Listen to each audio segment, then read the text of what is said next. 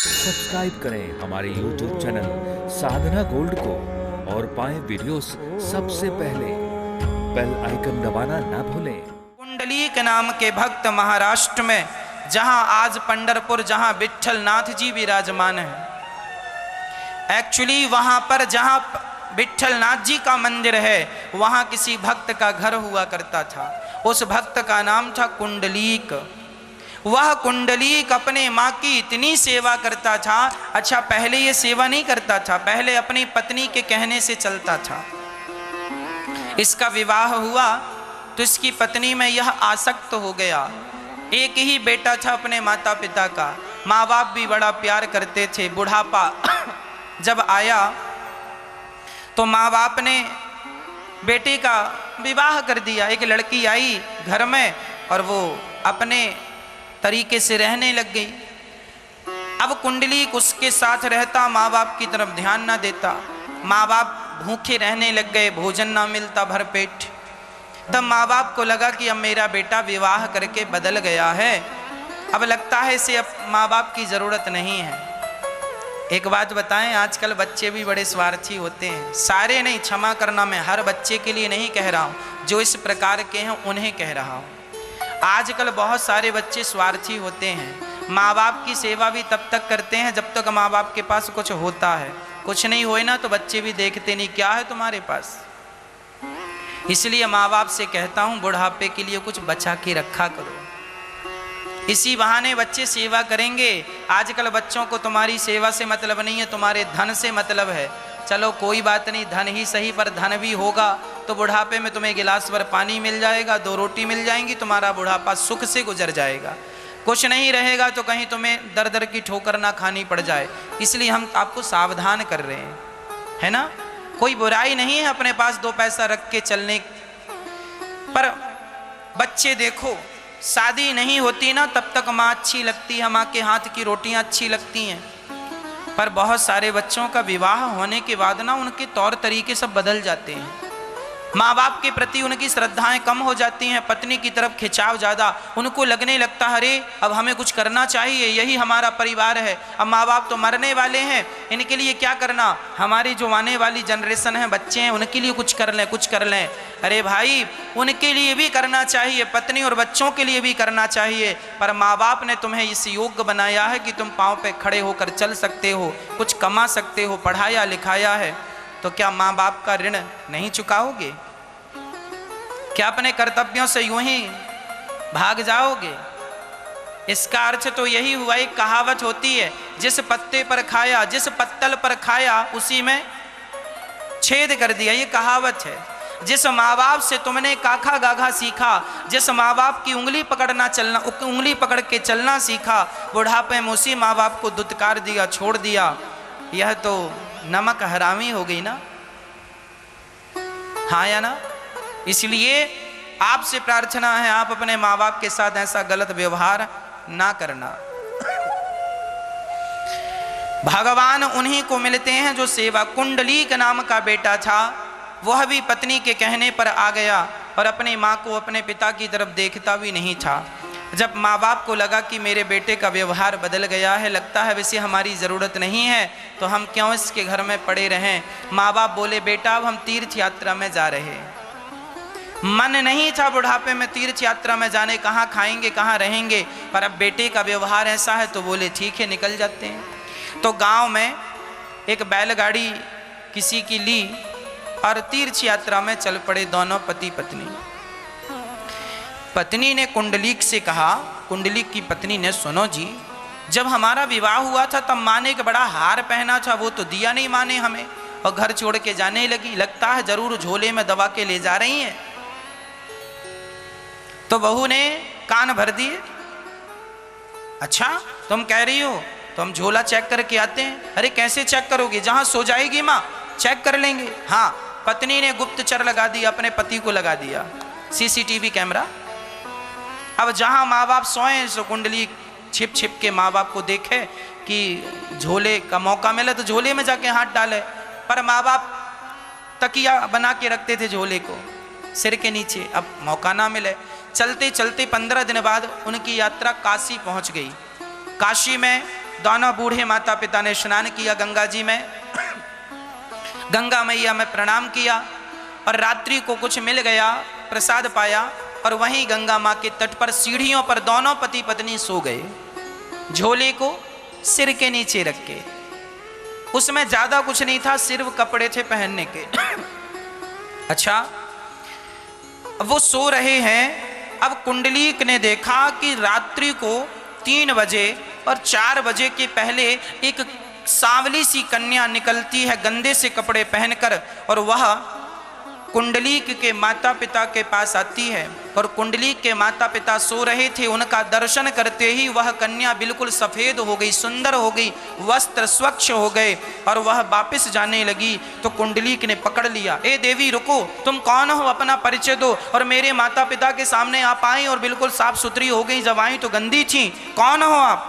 तब उस स्त्री ने कहा, बेटा मेरा नाम गंगा मैया है। अच्छा, आप गंगा मैया है? हाँ। तो फिर आप आई थी तब तो सांवली थी, और मेरे माँ बाप को देखकर आप गोरी हो गई, स्वच्छ कपड़े हो गए, क्यों? बेटा जब से तू गंगा के किनारे आया है ना, तब से मैं गंदी हो गई थी। तूने कल स्नान किया है ना मुझ में, कल तू गंगा में नहाया है ना, और 2 दिन से नहा रहा है? हाँ।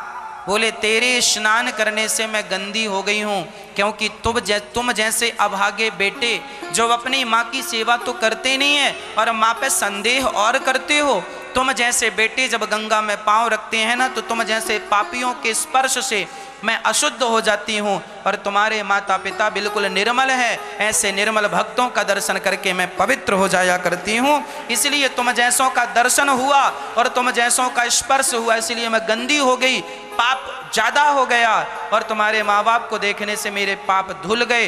गंगा के भी पाप धुलते हैं भक्तों का दर्शन करने से। राम तेरी गंगा मैली हो गई, पापियों के पाप धुलते धुलते। तुम जैसे पापियों के पाप धुलते धुलते मैं गंदी हो जाती हूँ, जो माँ बाप की सेवा तो करते नहीं हो, 2 रोटी तो खिलाते नहीं हो, और माँ बाप पर आक्षेप और लगाते हो, आरोप और लगाते हो।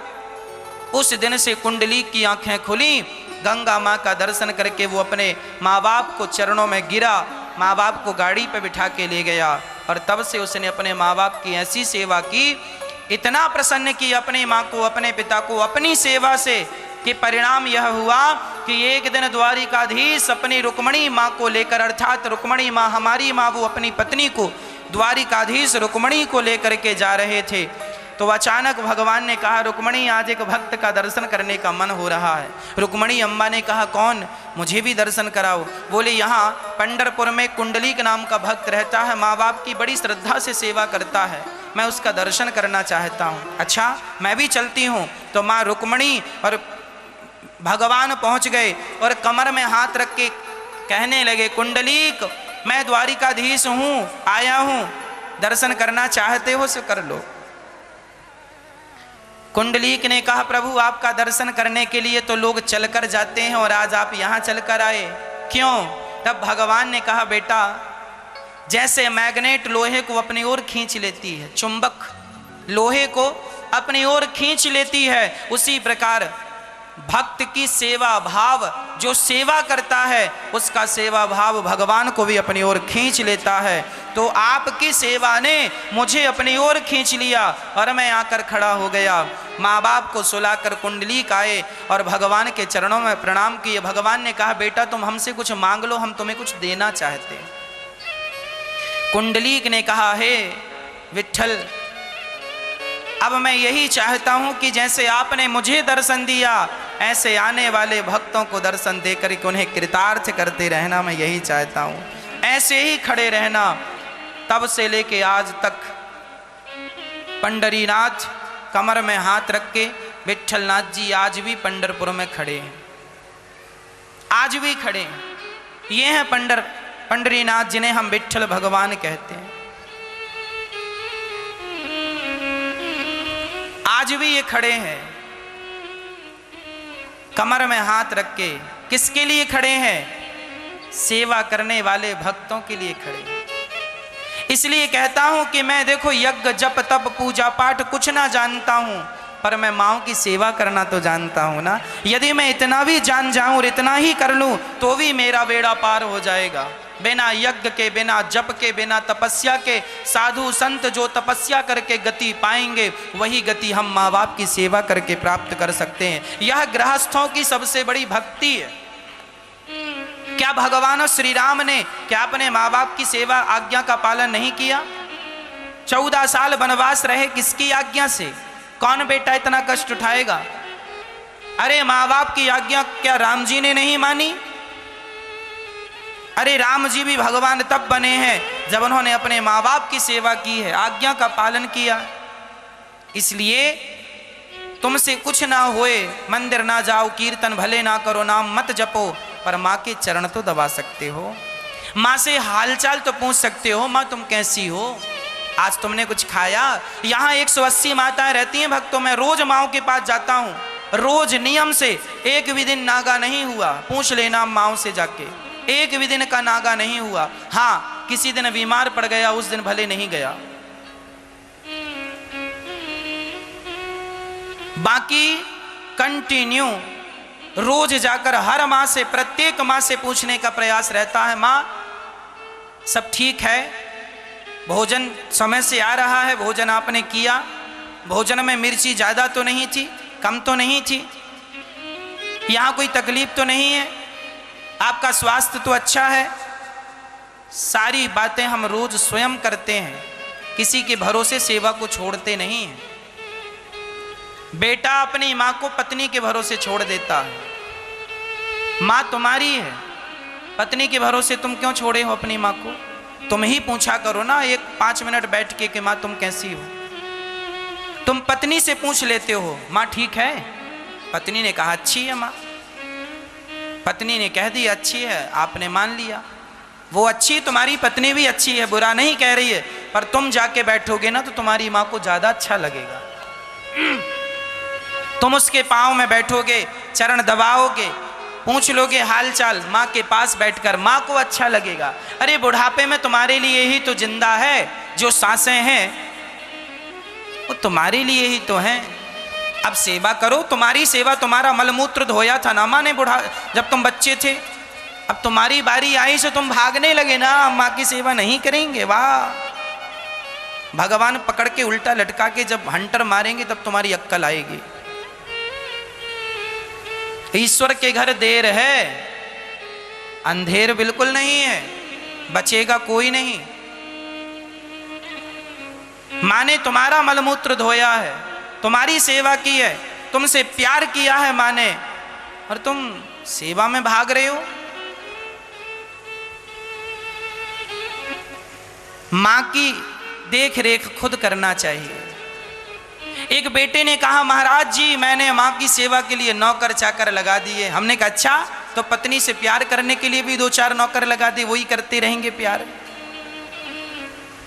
तू बड़ा व्यस्त रहने लग गया है, पत्नी से प्यार भी वही किया करेंगे। पत्नी से प्यार खुद करेगा और माँ की सेवा नौकरों से कराएगा। अच्छा है नौकर चाकर रखो माँ की सेवा में, पर हाल चाल तुम खुद जाके पूछो, सेवा कैसी चल रही है, आज माँ ने खाया कि नहीं? अरे माँ भगवान है भाई, भगवान है, ईश्वर ही इस धरती में अवतार। लोग कहते हैं भगवान कहाँ है, तुम्हारी आंखों में मोतियाबिंद है, तो हम क्या बताएं? तुम्हारी माँ चलती फिरती भगवान है, तुम इस बात को नहीं जानते तो हम क्या करें? अब हमारे बगल में राष्ट्रपति जी आके बैठ जाएं और सामान्य कपड़ों में टॉवेल लपेट लें और ऊपर से गमछा डाल लें और सिंपल स्वरूप में आके बैठ जाएं, और हम आपसे कहें ये राष्ट्रपति जी। अरे महाराज जी राष्ट्रपति जी ऐसे छोड़िए। अरे भाई यही है, रूप बदला है।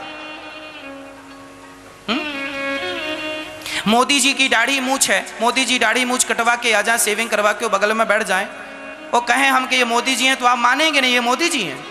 हमने तो इन्हें दाढ़ी मूछ में देखा है, अब बिना दाढ़ी मूछ के देखते हैं तो पहचान नहीं पा रहे। जैसे रूप बदल के एक आदमी ही आपके पास आकर बैठ जाए ना, तो थोड़ी देर के लिए आप ही नहीं पहचानोगे। उसी तरह जो तुम्हारी माँ है वह परमात्मा का दूसरा स्वरूप ही है, पहचान लो, पहचान लो, वह माँ भगवान ही, ईश्वर का ही ये दूसरा रूप है। ईश्वर का ही दूसरा रूप है। अभी मैं आपके सामने चंदन वंदन लगा के बैठा हूँ, बाल खोल के, अब मैं बाल बांध करके चंदन पहुँच करके आपके पास आऊँ तो 2 मिनट के लिए आप ही मुझे नहीं पहचानेंगे। मैं टोपी लगा के आ जाऊँ आपके सामने, चश्मा लगा के आ जाऊँ, आप नहीं पहचानेंगे मुझे। हाँ या ना? हाँ या ना? नहीं पहचानेंगे। आप मास्क लगा के आते हैं, नहीं पहचाना जाता कि ये कौन है। जब मास्क उतारते, अच्छा आप हैं, मतलब आप ही हैं, परंतु आपने अपना गेटअप बदल लिया, रूप बदल दिया तो पहचान नहीं हो रही है ना। हाँ या ना? उसी तरह ईश्वर का जो स्वरूप है, वही स्वरूप हल्का सा ईश्वर ने चेंज किया, माँ बनकर आए, वही है। अब तुम कहते हो भगवान कहाँ है? तुम्हारी माँ तो भगवान है। अब तुम ना मानो तो हम क्या करें? तुम्हें नहीं दिखे तो हम क्या करें? माँ खाती है ना, तो ये ना सोचा करो कि माँ खाती है, अरे वो माँ नहीं खाती, माँ के रूप में भगवान खा रहे हैं। माँ हंसती है तो माँ नहीं हंसती, माँ के रूप में भगवान हंसते हैं। माँ खाएगी तो भगवान के पेट में जाएगा, माँ हंसेगी तो वो भगवान की हंसी होगी। इसलिए माँ ईश्वर से कम नहीं है। पर अब ये बात किसे समझाएं, कैसे समझाएं, यही तो कठिन है।